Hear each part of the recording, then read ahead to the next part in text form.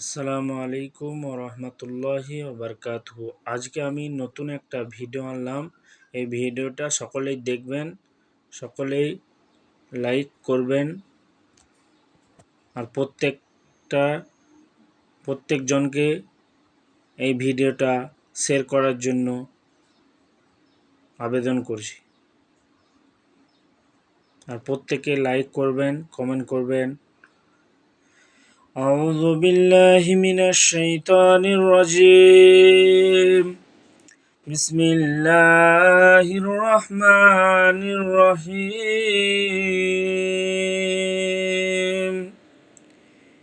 يا أيها الذين آمنوا استعينوا بالصبر والصلاة إن الله مع الصابرين. ولا تقولوا لمن يقتل في سبيل الله أموات بل أحياء ولكن لا تشعرون. ولنبلونكم بشيء من الخوف والجوع ونقص من الأموال والأنفس والثمرات وبشر الصابرين الذين إذا أصابتهم مصيبة قالوا إنا لله وإنا إليه راجعون. صدق الله العظيم. محترم হাজরিন, আমার দিনদার পরেজগার ভাই সকলকে আমার আন্তরিক সালাম ও শুভেচ্ছা। আসসালামু আলাইকুম।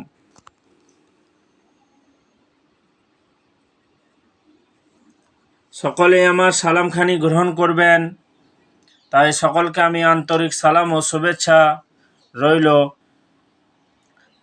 পরেই যে আমাদেরকে এই মহফিলে বসার তৌফিক দান করেছেন আর কিছু কথাবার্তা শোনার তৌফিক দান করেছেন, তার জন্য শুকরিয়া শরীফ বলুন আলহামদুলিল্লাহ। পরেই যিনাকে সৃষ্টি না করলে আসমান, জমিন, পাহাড়, পর্বত, নদী, নালা কিছুই সৃষ্টি হতো না, সে আমার নবী, আপনার নবী তথা সারা বিশ্বের নবী, মা আমিনার লাল মরদুলাল তাজদারে মদিনা আহমদ মুস্তফা মোহাম্মদ মুস্তফা সাল্লাল্লাহু তাআলা আলাইহি ওয়াসাল্লাম। যত দরুদ ও শান্তির ধারা বর্ষিত হোক, সকলেই বলুন আল্লাহুম্মা আমিন। আমার দিনদার পরেজগার ইমানদার ভাইরা, আমি একটা ছোট্ট পারা কোরআন শরীফের আয়াত পড়ে আপনাদেরকে এটা তাফসিরের সঙ্গে বুঝিয়ে ইনশাল্লাহ আমি আমার ভিডিও সমাপ্ত করব ইনশাআল্লাহ। আল্লাহ তাবারক তাআলা কালাম পাকের মধ্যে বলেছেন, ওমা খলাকতুল জিন্না ওয়াল ইনসা ইল্লা লিয়াবুদুন, আমি মানুষ আর জিন জাতিকে সৃষ্টি করেছি কেবলমাত্র ইবাদতের জন্য। ভাই দেখেন, আল্লাহ তাবারক তাআলা কালাম পাকের মধ্যে বললেন, আমি মানুষ এবং জিন জাতিকে সৃষ্টি করেছি কেবলমাত্র ইবাদতের জন্য। আবার অন্য জায়গায় কালাম পাকের মধ্যে আল্লাহ তাবারক তাআলা ঘোষণা করেছেন, আমি মানুষ আর জিনকে সৃষ্টি করেছি ইবাদতের জন্য এবং দুনিয়াদারি কিছু কর্ম করার জন্য এবং তার সাথে সাথে ইবাদত করার জন্য। দুনিয়াদারি কর্ম যেমন আপনি সকালে উঠে ফজরের নামাজ পড়ে আপনি কাজে বেরিয়ে যাবেন, এসে জহরের নামাজ পড়বেন, তারপর আপনি বাড়িতে থাকবেন, ঘুমাবেন, আসরে উঠবেন, আসরে নামাজ পড়বেন, তারপর আপনি ঘুরে ফিরে বেড়াবেন, মাগরিবের নামাজ পড়বেন, এশার নামাজ পড়বেন, তারপরে আপনি রাতে আবার ঘুমাবেন। ভাই এটাই হচ্ছে দিনদারি।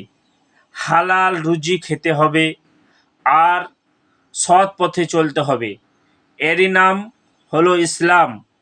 আর আপনি দিনে তখনই দাখিল হতে পারবেন আপনি হালাল রুজি খাবেন এবং 5 ওয়াক্তে নামাজ পড়বেন, তখন আপনি পুরোপুরি পাক্কা মুমিন হয়ে যাবেন। মুমিনের শব্দ বেশি নয়, যদি মানতে পারেন।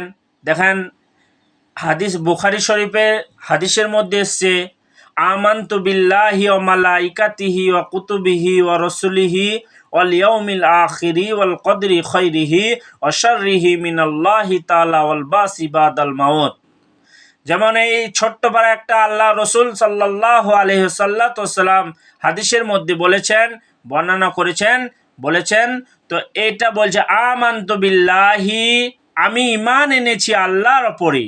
কার ওপরে? আল্লাহর ওপরে। অকুতুবিহি, কিতাবের ওপরে।